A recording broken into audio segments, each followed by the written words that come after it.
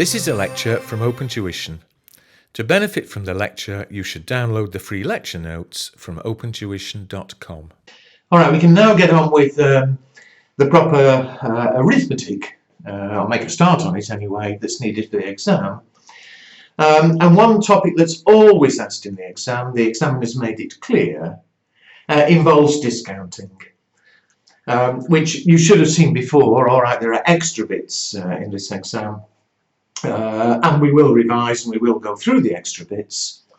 But in order to be able to discount when we're appraising a new investment, we need to know what the cost of capital is, what the cost of the finance is to the company.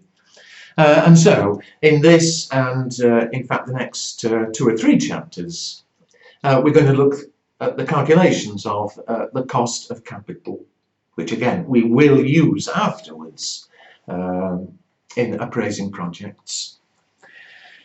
Now this first chapter on cost of capital should all in fact be revision of the earlier financial management exam. And if you can remember, if you took the earlier exam and you remember everything, then this should be very quick for you. But it is important, obviously, and it's important we revise it properly. So let's make a start. When we're talking about the cost of capital to the company borrows money from 2 sources. They either raise money from equity, from shareholders, either by issuing new shares or by using retained earnings, which is money that belongs to shareholders. But they raise money either from equity or long-term debt. And so let's look at the 2 separately first of all. So firstly, the calculation of the cost of equity finance.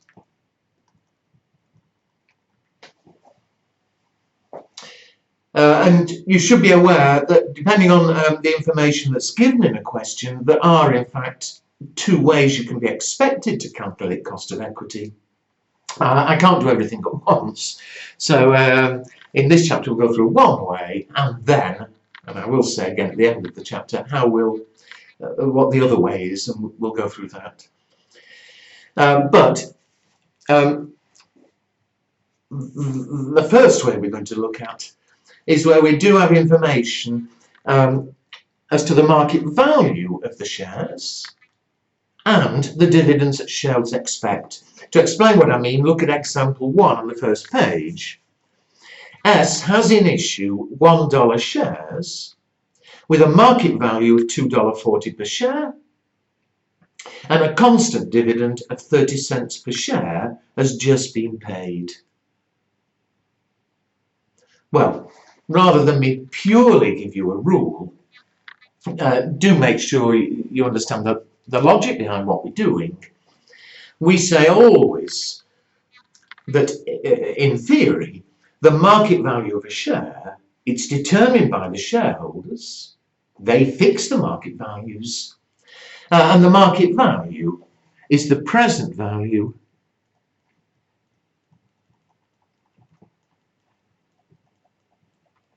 of future expected dividends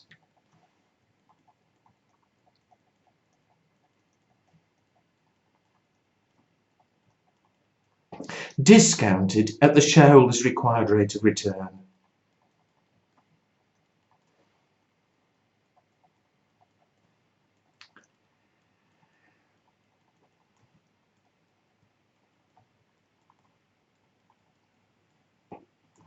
So sorry writing all that down, but it's of fundamental importance that it's shareholders determine market value. The market value is what they're prepared to pay.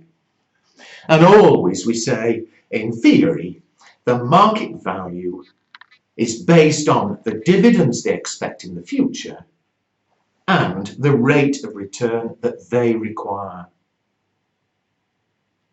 And here, what dividends are they expecting? Well, the most basic situation of all is there's a constant dividend of 30 cents per share.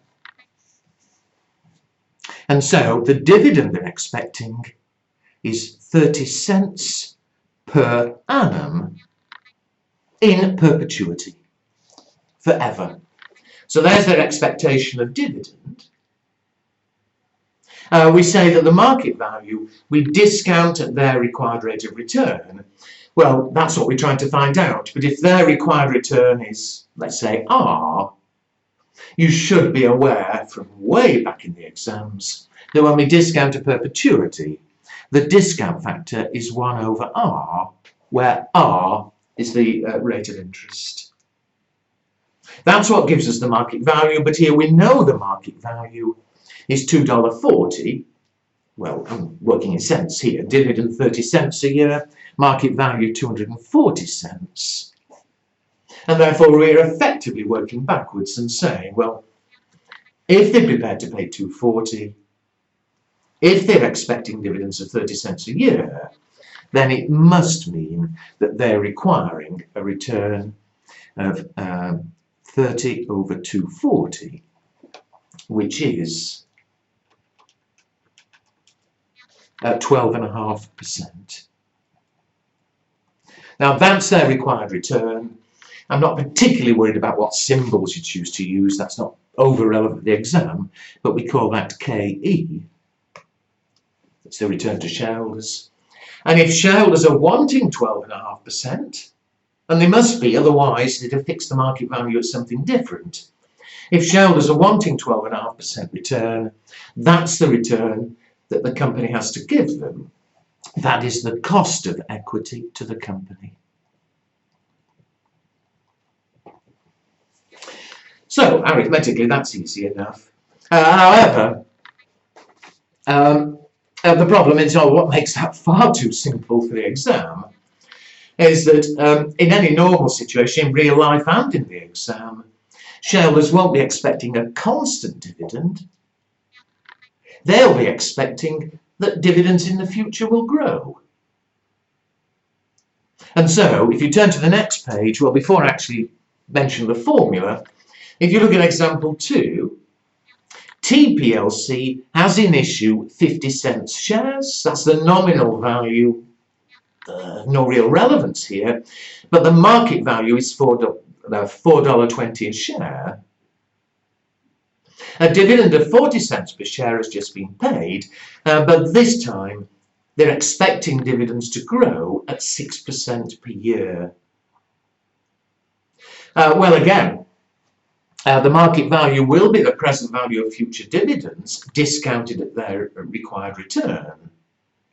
But clearly, because the dividends are growing, they've just paid 40 cents. Next year, therefore, the dividend they're expecting is 40 cents plus 6%, the year after plus another 6%, and so on. Well, it's not as easy to do what we did before. However, you are given a formula for it in the exam.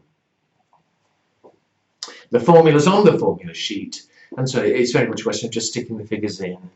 And the formula's up above, that KE, the shareholder's required rate of return, and therefore the cost of equity to the company, is D0 times 1 plus G over P0 plus G. And as always in ACCA exams, although they give you the formula, they don't tell you what the symbols mean. What they are, D0 is the current dividend. G is the dividend growth rate.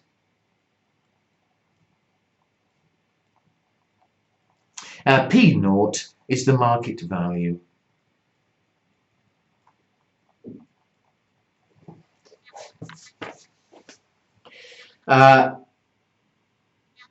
And so for this question, for example 2, the market value is $4.20. Now I'll work in cents, otherwise we get confused between dollars and cents.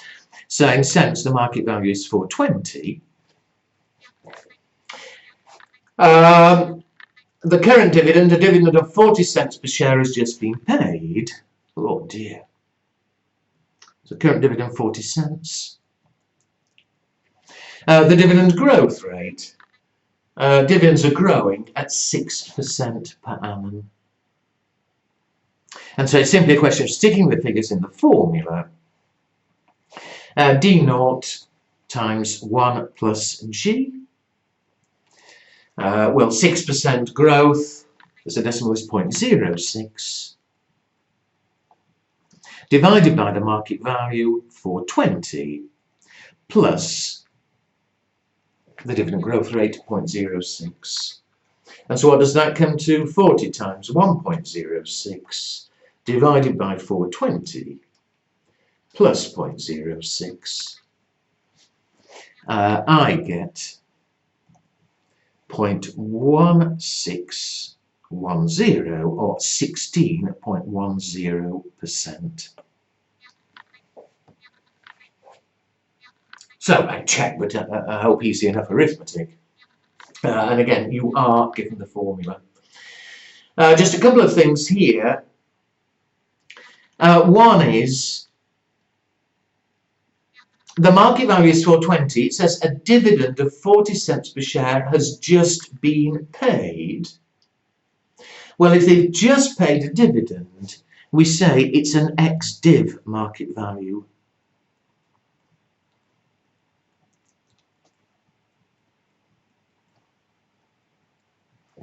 So the current dividend was 40 cents, but they've just paid it. Therefore, that 420 is an ex-div value.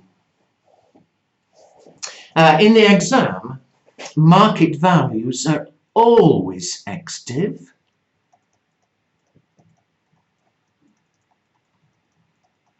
Unless told otherwise, which I'm coming to.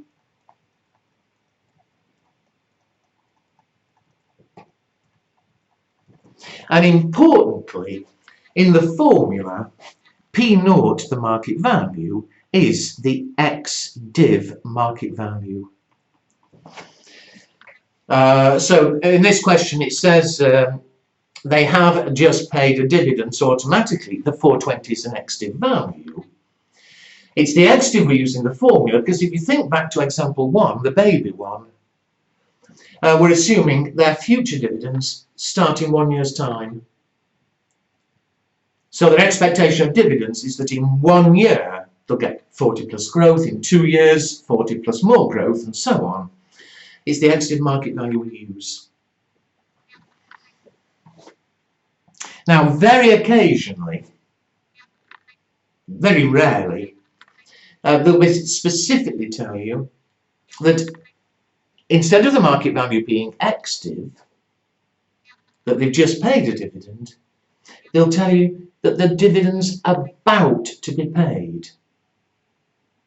And we call that a cum-div market value.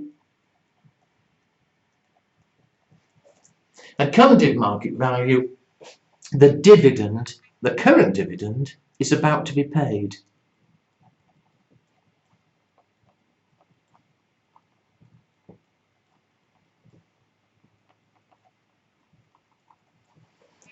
So just suppose that in example 2, they told us the market value was 420, but they said they were about to pay a dividend of 40 cents. Well, I've already said that for the formula, we need the ex-div market value. We need to know what the market value would be immediately after they've paid the dividend. Well, think about it. If it was 420 and they were about to pay a dividend, if you bought that share, you'd pay 420, you'd immediately get back 40 cents. The value would then immediately fall by the amount of dividend. The ex-div value is equal to the cum-div value minus the dividend about to be paid.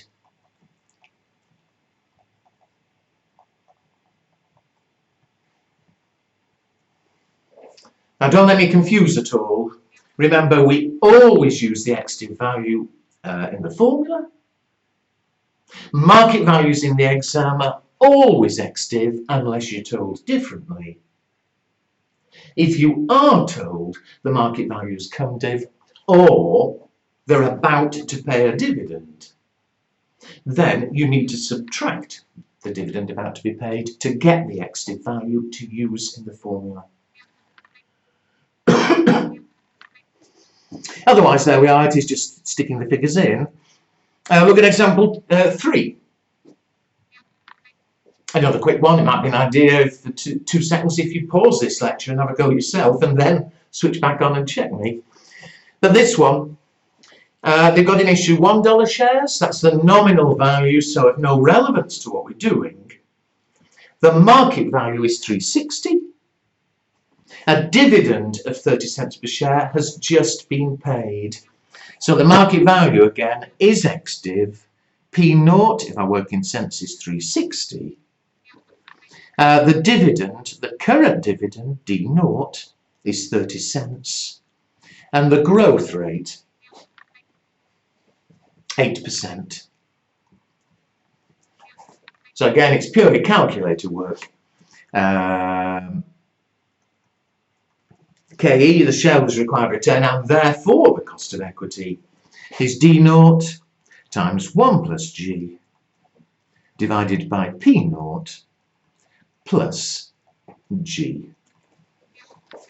And so, I hope I get my arithmetic right, 30 times 1.08 divided by 360 is 0.09 plus 0.08 is 0.17 or 17%. Incidentally, I should have mentioned before, although this one comes out to an exact percent, generally in the exam, leave required return, cost of equity, to 2 decimal places. One little point before I turn over. Do appreciate that the numerator, the bit on top of the formula, is the current dividend times 1.08, so the current dividend plus 8% growth. Surely that is automatically equal to the dividend in 1 year's time.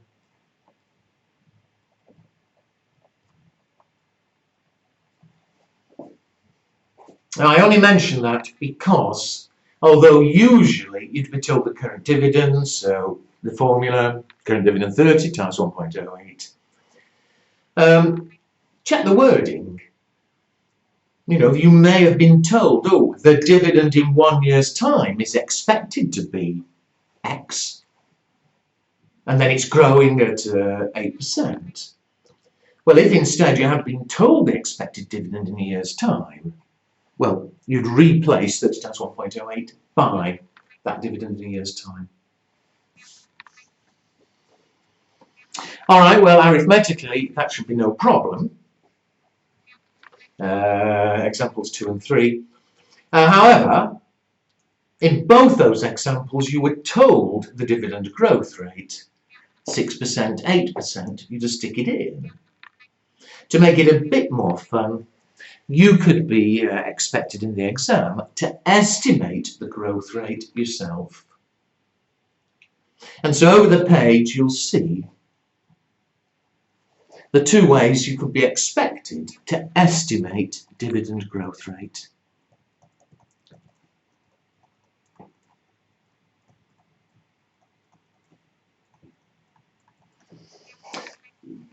Appreciate from everything I said earlier that what we're after is the rate of growth that shareholders are expecting.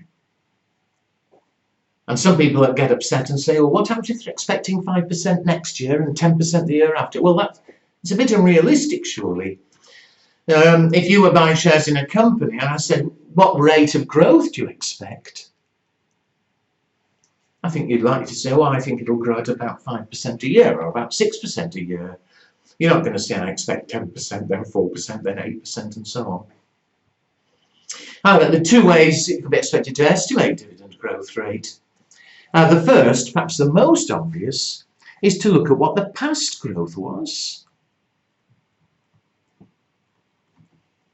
And say, if it's been growing at 5% a year in the past, surely I'll expect it to continue growing at 5% a year. And so you could be given past dividends and expected to calculate what the average rate of growth was in the past. So example 4, it's now 2001, and we've paid out the following dividends in past years. So in 96, they paid out 28,000. In 97, 29,000. 98, 32,000. 99, 31,000. And finally, in the year 2000, 33,000. And so there are the past dividends. We want to know the average growth rate, and what you could do is you could look at what the growth rate was each year. You know, in the first 96, 97, the dividends grew by 1,000 on 28,000. So they grew by 3.57%. In the following year, they grew by 3,000 on 29, which is 10.3%, 34%, and so on. So you could work out the growth rate each year. Clearly here it's not constant, but then work out the average of those growth rates. However, two things there. First of all, that would take time, and you're under time pressure in the exam. Secondly, though, when you're averaging growth rates in any situation, you can't do an ordinary average. You can't simply add them up and divide by the number. You have to take what we call the geometric average. It makes it all a bit messy. And in fact, it's not needed. Over that period that we've been given, we simply want to know the average rate of growth per year. And all we need to do is say this. The earliest dividend we're given is 28,000. That's the earliest. If it had been growing at an average of G per year, then after 1 year, it would have grown to 28 times 1 plus G. A bit like I was showing you earlier. After 2 years, you'd multiply by another 1 plus G to grow it. It would be 1 plus G squared. After 3 years, it should grow to 1 plus G cubed, and so on. There's an average growth rate, which again is what we're after. The average, you'd multiply by 1 plus G each year. How many years of growth have we got available? Well, although there are 5 years listed, it's actually grown 1 year, 2 year, 3 year, 4 year. So over the period we've been given, there's 4 years of growth, and therefore it should have grown, it would have grown, if the average is G per year, to 28,000 times 1 plus G to the power 4. And what has it grown to? Well, at the end of that period, it's grown to 33,000, the latest dividend. And so now all we need to do is solve it, surely. 1 plus G to the 4th is 33,000 divided by 28,000. And therefore 1 plus G is the 4th root of 33,000 over 28, which comes to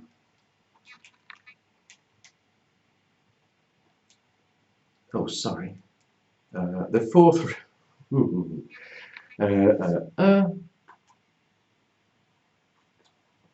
fourth root of 33,000 divided by 28,000, which comes to 1.0419. G, therefore, 0.0419 or 4.19%. And that 4.19 is what you'd use in the formula that we were going through in the previous examples to calculate the cost of equity. Now, a couple of things there. Sorry, I'm just getting my papers in order. A couple of things there. One is, clearly for this exam, you must have a scientific calculator. When it's 4 years and you're taking the fourth route, you can in fact just take the square root twice. But there could have been 5 years growth, 6 years growth, in which case you do need a scientific calculator to be able to do it. Secondly, not really relevant here, but when you come to practice examples, past exam questions, the ACCA, because of typing problems, when it's a fourth route, more likely you'll see it like this. It's 33,000 divided by 28,000. Another way of typing or writing fourth route is 1 over 4 to the power 1 over 4. It means exactly the same thing. Taking something to the power 1 over 4, I think you should know from school, is the same as taking a fourth route. Now, how you write it in the exam doesn't matter. I would always write it that way. It's just I don't want any confusion when you come to look at answers to past exam questions. Usually, they'll actually type it that second way. Anyway, that's estimating the growth using past dividends. The other way is to use what we call RB growth.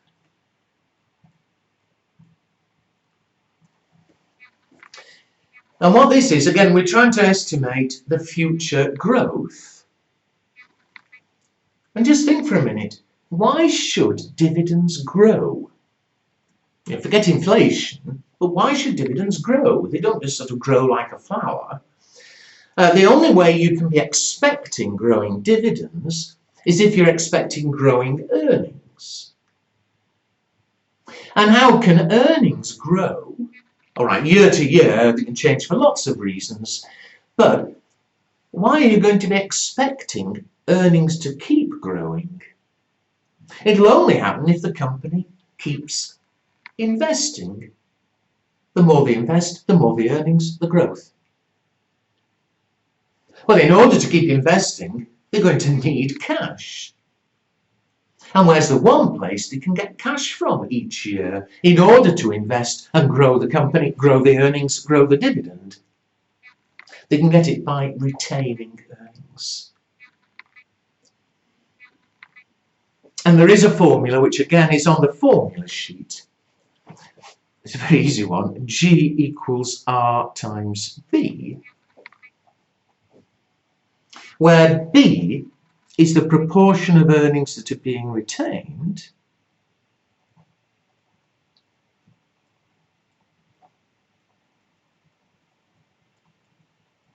they're retaining earnings and investing it in the company, investing it in new assets in order to get more earnings. Well, R is the return on reinvestment.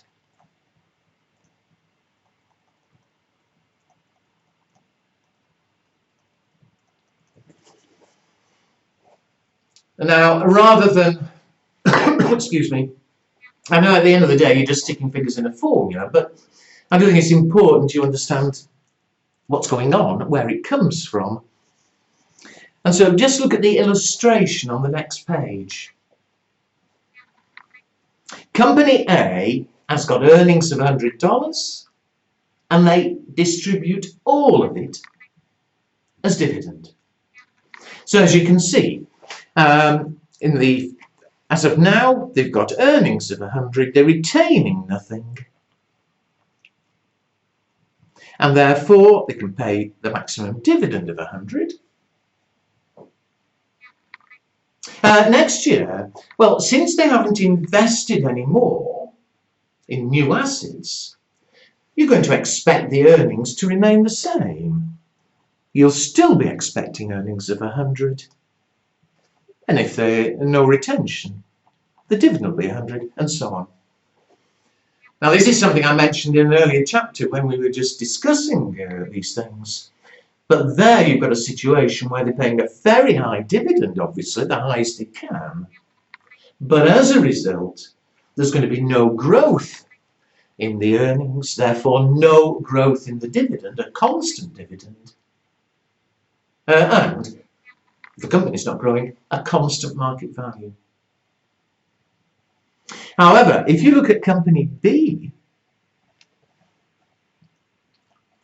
they've got earnings as well of 100 as of now. This company, though, they're retaining 60% of their earnings. So they retain 60%, which is 60. And therefore, of course, they're paying a much lower dividend. They're only paying a dividend of 40% of 40. However, when we come to next year, the earnings, well, existing in assets, presumably, we expect to still earn us 100. But because they've retained and invested 60 as of now, that'll be earning us money and increase the earnings. And so they're reinvesting at 10% a year. So that 60 is going to be earning an extra 6 every year from then on. The earnings, therefore, you'll expect to go up to 106. And if they retain 60%, keep to this policy, 60% of 106 is 63.60. And the dividend, 40%, 42.40. And of course, provided they keep a constant retention policy, that pattern's going to continue. That they're already now earning 106 from investments, but since they've now invested another 63.60 at 10%, that's 106 now, that's going to give them an extra $6.36, a total $112.36. And I hardly write down, you've got it in front of you. But if they keep to the same policy, retain 60% will be 67.42, and therefore the dividend will be 44.94. And by all means, carry it on for a third or fourth. You'll never be expected to do this in the exam, but you are expected to be aware of what's going on. And of course, what's happening to the dividend. In that first year, it grew by 2.4 on 40, 6%. In the next year, it grew by the difference of 254 on 42.40, again 6%. And by all means, carry on into a third or fourth year. And you will find that provided they have constant retention policy, the growth would continue in dividends. The growth will continue at 6% a year. And of course, you could have predicted straight from the formula that here G is RB. The return on reinvestment was 10%. The proportion retained each year was 60%. Therefore, it gives a 6% growth rate. All right, there are two examples there, so let's quickly get them out of the way. Example 5, a very quick one. They're retaining 40% of earnings each year. They're reinvesting and getting a return of 20%. Well, just like before, G is R times B. The return on reinvestment, 20%. B, the retention, they're retaining 40% each year. And therefore the dividend growth rate would be 8%. And remember, this is only an extract, you'd then be expected to use that 8% in the cost of equity formula, as we were looking at in the earlier examples. Finally, let's look at example 6.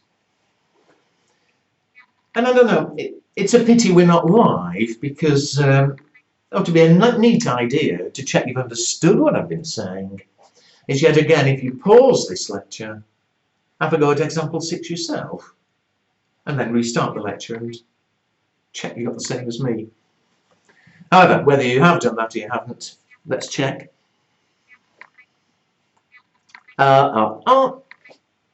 Z has in issue dollar shares with a market value of 280. A dividend of 20 cents has just been paid.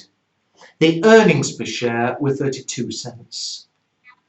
They're able to invest so as to earn a return of 18% a year. A says, estimate the rate of growth in the dividends. Well, we're going to use RB. R is no problem. The rate we get on reinvestment, it tells us, is 18%. But B is the proportion retained. Well, we're not told that directly, but we are told that the earnings were, 32 cents. They're only paying a dividend of 20 cents, and therefore they're retaining the other 12. And so what proportion of earnings are they retaining? B, they're retaining 12 out of 32, which is 37.5%. And therefore, what will the growth rate be? 18% return on reinvestment times the proportion retained, 37.5%, which gives us a growth rate of 6.75%.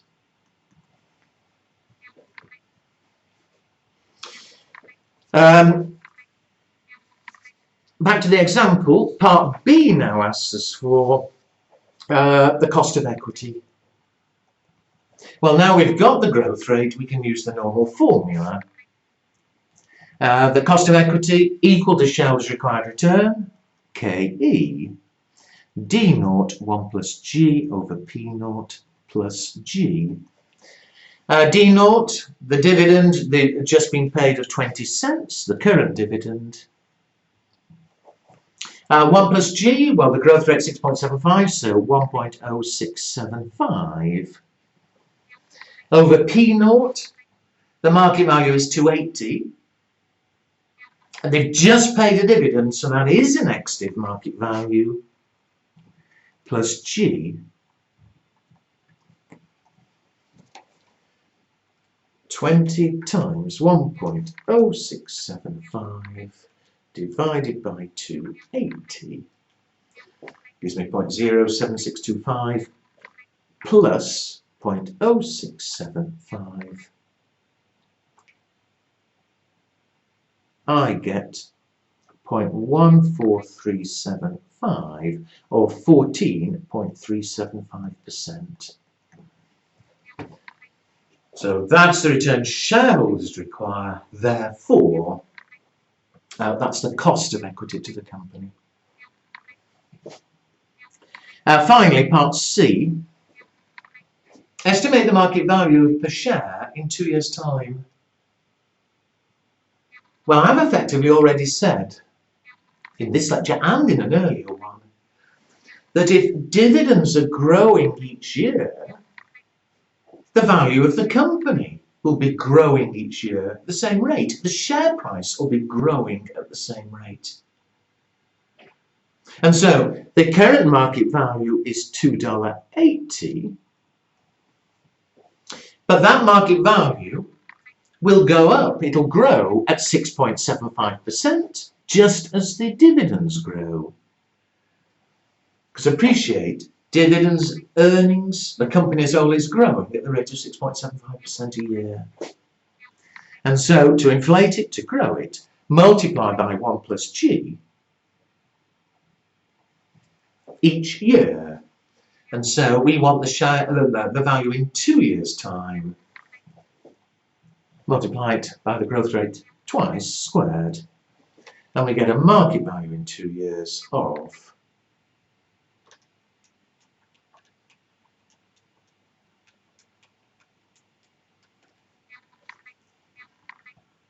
to the nearest cent, and certainly share prices you would do to the nearest cent.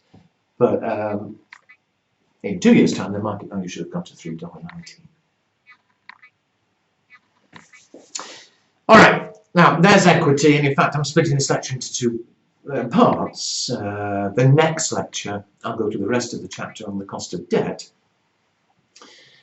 But just two things before I leave equity here. First, I did say at the beginning, all of that really should have been revision. There's nothing new there from the previous financial management exam. But I appreciate some of you may have been exempt, or others of you may have been a long time and you've forgotten the previous exam. Also though, and somewhat more importantly, I did mention at the very beginning, there are two ways you could be expected to get the shareholders' required return and therefore the cost of equity. Here was very much a work backwards in that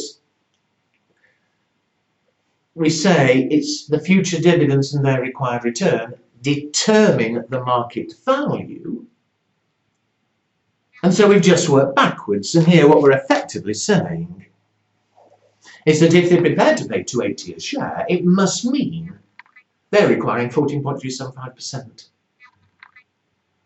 But of course, why? Why are they wanting 14.37? Why didn't they want 20%? Why didn't they want 10%? And get a different market value? Well, the other way of arriving at it, and in fact more common, is to use capital asset pricing model.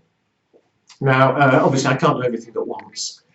Here I've been through the way of getting it from market values, which can be relevant in the exam. In one of the following chapters, we'll look at capital asset pricing model, which I'll explain the other way of getting their required return and hence the cost of equity. All right, I'll leave this lecture here, but the next lecture, part 2 for this chapter, we've dealt with equity. We'll look at how we calculate the cost of debt, of long-term borrowing.